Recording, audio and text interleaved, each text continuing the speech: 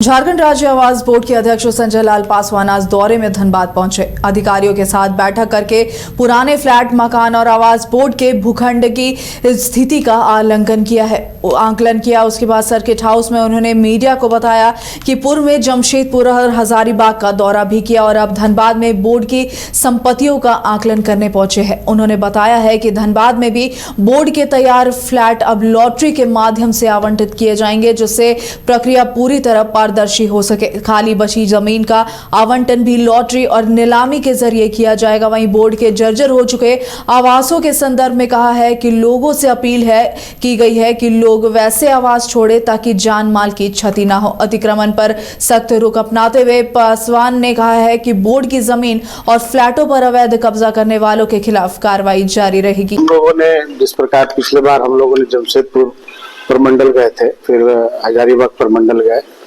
इसके बाद हम लोग धनबाद का दौरा, हमारे साथ में आवास बोर्ड के सचिव विनय लकड़ा जी भी हैं, क्योंकि नया कंस्ट्रक्शन पर चर्चाएं हो रही है, कैसे आवास बोर्ड को नया विकास की ओर ले जाया जाए, क्योंकि बहुत सारे पुराने आवास जो बने हुए हैं उसको भी हम लोग चाह रहे हैं कि एक नए आवास के रूप में तोड़ के उसको बनाया जाए।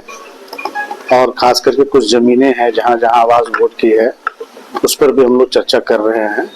उस पर क्या प्रपोजल लाया जाए, क्या प्रपोजल हमने मांगा है। खास करके हमने एक्जीक्यूटिव इंजीनियर जो हमारे डिवीजन के होते हैं उन लोगों से भी कहा है कि आप लोग अपना प्रपोजल जमा करें, जिससे कि नया हम लोग योजना वहां पर दे सके और वहां की जनता को इसका लाभ मिल सके। और खास करके बहुत सारे ऐसी समस्या हैं जो लोकल जो जानकारी हुई है उस पर भी अभी हम लोग एक बैठक करने वाले हैं और बैठक के बाद देखते हैं क्या उस पर निर्णय होता है। सार प्रखंड मुख्यालय सभागार में प्रखंड विकास पदाधिकारी चंदन कुमार सिंह की अगुवाई में 27 पंचायतों के पंचायत सचिव, रोजगार सेवक एवं कन्या अभियंताओं की एक बैठक आयोजित की गई थी। बैठक में प्रखंड विकास पदाधिकारी श्री सिंह ने सभी पंचायत सचिवों, रोजगार सेवकों एवं कन्या अभियंताओं को सख्त निर्देश देते हुए कहा है कि सभी पुरानी योजनाओं का कार्य पूर्ण करते हुए योजनाओं को बंद करें। साथ ही उन्होंने यह भी कहा है कि यदि किसी भी योजनाओं में अनियमितता की शिकायतें मिली तो जांच कर कार्रवाई भी की जाएगी। मनरेगा की योजनाओं और विभिन्न आवास योजनाओं की आज प्रखंड सभागार में समीक्षा बैठक की गई। इसमें सभी पंचायत सचिव, रोजगार सेवक, जेई सभी उपस्थित थे। जितनी भी मनरेगा की 2022-23 से पहले की योजनाएं हैं उनको क्लोज करने पे जोर दिया गया। जो लेबर मैंडेज बढ़ाना है उस पर जोर दिया गया।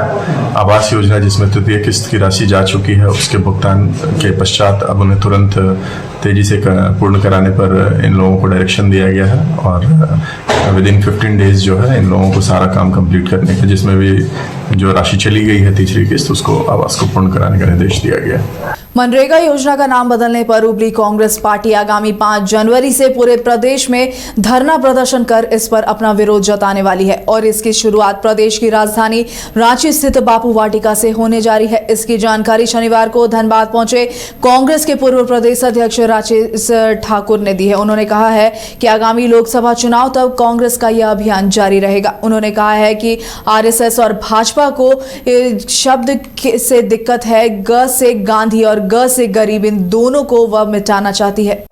सबको 2 वर्ष की हमारा ऐतराज इस बात से है कि मनरेगा का आपने नाम बदला। ये सही है कि आप महात्मा गांधी की हत्या में शामिल रहे लोग हैं।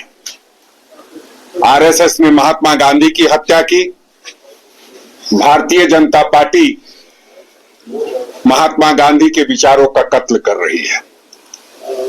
तो ऐसे में हम चुप बैठे रहे, ये कतई हो नहीं सकता। और कांग्रेस पार्टी ने इस बात का बीड़ा उठाया है कि जो हमने पलायन को रोकने के लिए, बेरोजगारी को खत्म करने के लिए एक हथियार दिया था मनरेगा के रूप में, उसके ना तो नाम से छेड़छाड़ होने देंगे और न ही उसके स्वरूप से छेड़छाड़ होने देंगे। और इसलिए हम लोगों ने पूरे भारतवर्ष में इस पर आंदोलन की घोषणा की है।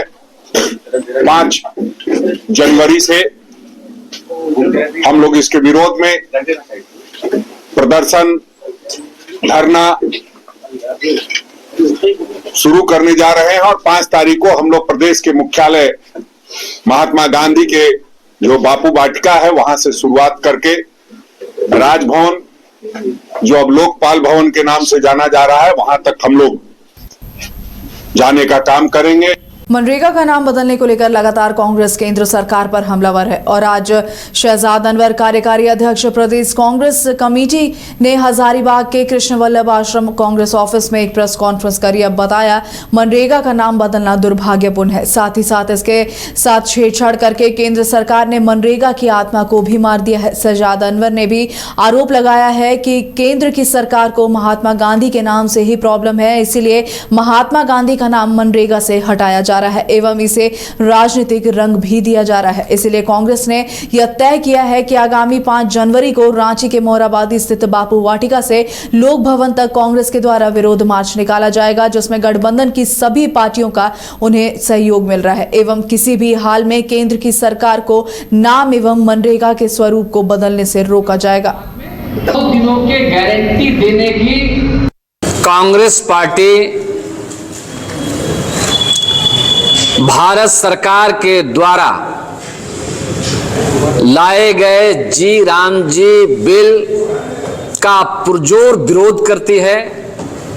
कांग्रेस पार्टी मनरेगा को भारत सरकार के द्वारा समाप्त किए जाने को अत्यंत दुर्भाग्यपूर्ण मानती है और कांग्रेस पार्टी इस बात के लिए संकल्पित है, प्रतिबद्ध है कि हम अंतिम दम तक मनरेगा को वापस लाने का और भारत सरकार को अपने निर्णय पर उसको रोल बैक करने के लिए मजबूर करेंगे।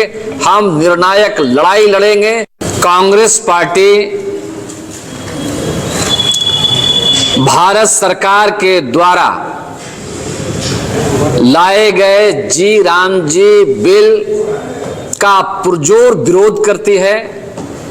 कांग्रेस पार्टी मनरेगा को भारत सरकार के द्वारा समाप्त किए जाने को अत्यंत दुर्भाग्यपूर्ण मानती है और कांग्रेस पार्टी इस बात के लिए संकल्पित है, प्रतिबद्ध है कि हम अंतिम दम तक मनरेगा को वापस लाने का और भारत सरकार को अपने निर्णय पर उसको रोल बैक करने के लिए मजबूर करेंगे। हम निर्णायक लड़ाई लड़ेंगे। कांग्रेस पार्टी भारत सरकार के द्वारा लाए गए जी राम जी बिल का पुरजोर विरोध करती है। कांग्रेस पार्टी मनरेगा को भारत सरकार के द्वारा समाप्त किए जाने को अत्यंत दुर्भाग्यपूर्ण मानती है और कांग्रेस पार्टी इस बात के 1 जनवरी से 31 जनवरी तक राष्ट्रीय सड़क सुरक्षा माह मनाया जा रहा है। इस मौके पर धनबाद यातायात विभाग भी जागरूकता रथ के साथ साथ शहर के चौक चौराहों पर लोगों को जागरूक करने में लगी हुई है। शनिवार को रणधीर वर्मा चौक पर ट्रैफिक डीएसपी अरविंद सिंह ने अपने पदाधिकारियों संग बिना हेलमेट पहने बाइक सवार को गुलाब फूल देकर सम्मानित करते हुए स्वयं की जीवन रक्षा के लिए हेलमेट पहनने की अपील की। साथ ही वैसे वाहन चालकों को जिस पर दोनों सवार हेलमेट पहने दिखे उन्हें भी गुलाब फूल देकर अम्बे धन्यवाद दिया है।